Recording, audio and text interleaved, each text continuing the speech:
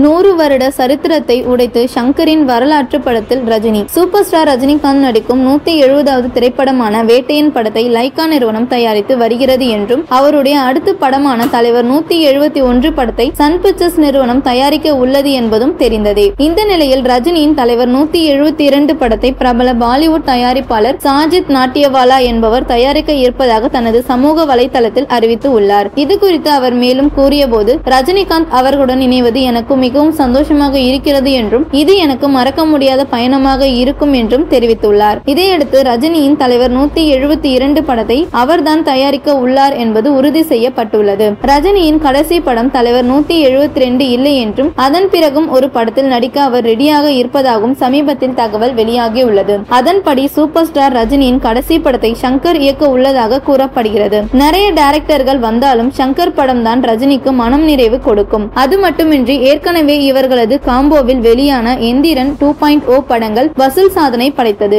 ஆகையால் இப்போது ஷங்கரை வைத்து வேல்பாரி படத்தை எடுக்கலாம் என முடிவுக்கு வந்துள்ளாராம் ரஜினி. மேலும் இதுவரை இல்லாத வேறு கோணத்தில் மிகவும் பிரம்மாண்டமாக எடுக்கும் திட்டத்தில் உள்ளாராம். 100 வருடங்களாக இல்லாத அளவிற்கு பிரம்மாண்ட வரலாற்று படத்தை ரஜினியை வைத்து எடுக்க ஷங்கர் திட்டமிட்டு உள்ளதாக கூறப்படுகிறது.